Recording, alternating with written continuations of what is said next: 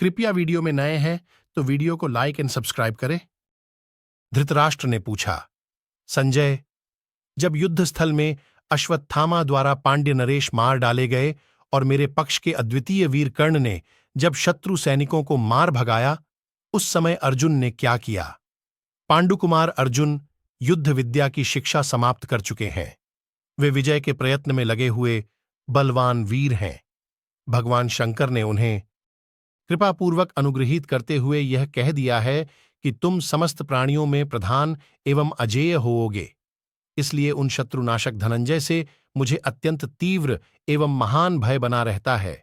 अतः संजय, वहां कुंती कुमार अर्जुन ने जो कुछ किया हो वह मुझे बताओ। संजय ने कहा, राजन, पांड्य नरेश के मारे जाने पर श्री कृष्ण ने बड़ी उतावली के साथ अर्जुन से यह हितकर वचन कहा, पार्थ, मैं राजा युधिष्ठिर को नहीं देख रहा हूं। युद्ध स्थल से हटे हुए अन्य पांडव भी मुझे नहीं दिखाई दे रहे हैं। पुनः लौटे हुए पांडव योद्धाओं ने विशाल शत्रु सेना में भगदड़ मचा दी थी, परंतु अश्वत्थामा के संकल्प के अनुसार कर्ण ने सृंजयों का संहार कर डाला तथा अपनी सेना के हाथी, घोड़े एवं रथों का भारी विनाश कर दिया। वीर वसुदेव नंदन श्रीकृष्ण ने किरीटधारी अर्जुन को ये सारी बातें बताईं। यह सुनकर तथा अपने भाई के ऊपर आए हुए घोर एवं महान भय को देखकर पांडुकुमार अर्जुन ने कहा, ऋषिकेश, आप शीघ्र ही इन घोड़ों को बढ़ाइए। तब भगवान ऋषिकेश, जिसका सामना करने वाला दूसरा कोई योद्धा नहीं था, उस रथ के द्वारा आगे बढ़े। उस समय वहां पुनः भयंकर संग्राम छिड़ा हुआ था।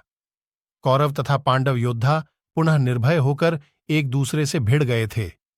पांडव सैनिकों के प्रधान थे भीमसेन और हम लोगों का प्रधान था सूतपुत्र कर्ण। नृपश्रेष्ठ, उस समय कर्ण का पांडव सैनिकों के साथ जो पुनः संग्राम आरंभ हुआ था, वह यमराज के राज्य की श्रीवृद्धि करने वाला था। दोनों दलों के सैनिक एक दूसरे को मार डालने की इच्छा से धनुष, बाण, परिघ, खड्ग, पट्टिश, तोमर, मूसल, भुशुंडी, शक्ति, रष्टि, फरसे, गदा, प्रास, तीखे कुंत, भिन्नपाल और बड़े बड़े अंकुश लेकर शीघ्रतापूर्वक युद्ध के मैदान में कूद पड़े थे।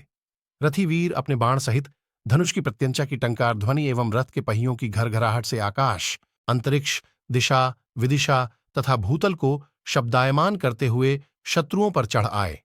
कलह के पार जाने की इच्छा रखने वाले वे सभी वीर उस महान शब्द से हर्ष एवं उत्साह में भरकर विपक्षी वीरों के साथ अत्यंत घोर संग्राम करने लगे।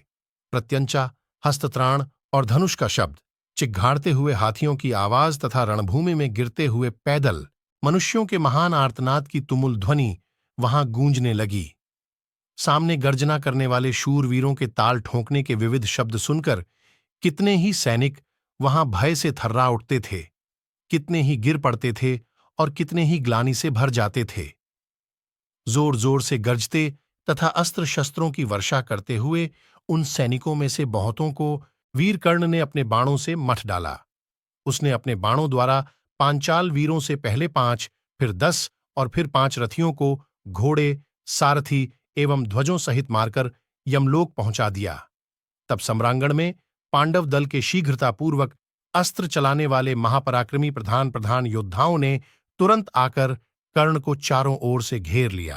तदनंतर कर्ण ने अपने बाणों की वर्षा से शत्रु सेना का मंथन करते हुए उसके भीतर उसी प्रकार प्रवेश किया जैसे यूथपति गजराज पक्षियों से भरे हुए कमलपूर्ण सरोवर में घुसकर उसे मथने लगता है।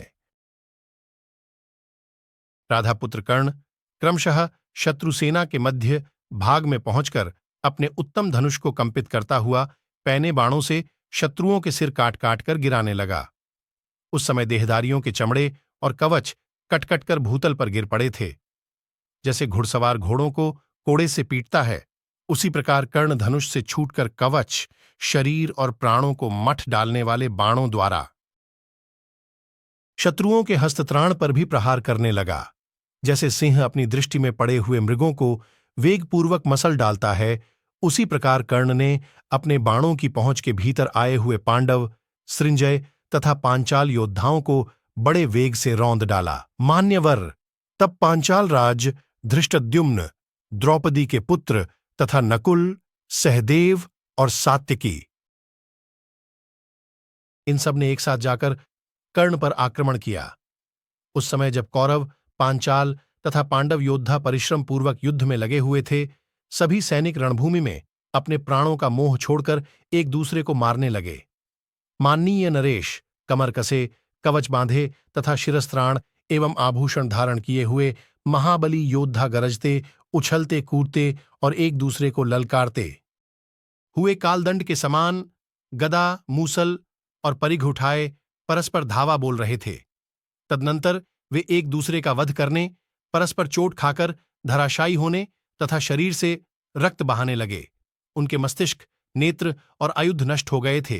कितने ही वीरों के शरीर अस्त्र शस्त्रों से व्याप्त एवं प्राण शून्य होकर गिर पड़े थे, परंतु उनके खुले हुए मुख में जो रक्तरंजित दांत थे, उनके द्वारा वे फटे हुए अनार के फलों जैसे जान पड़ते थे और उस तरह के मुखों द्वारा वे जीवित से प्रतीत होते थे।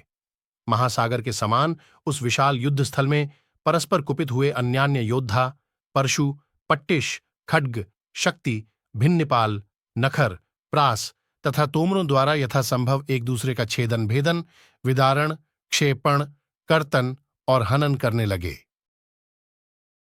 जैसे लाल चंदन के वृक्ष कट जाने पर रक्तवर्ण का रस बहाने लगता है, उसी प्रकार परस्पर के आघात से मारे गए योद्धा खून से लथपथ एवं प्राणशून्य होकर युद्ध भूमि में पड़े थे और अपने अंगों से रक्त बहा रहे थे।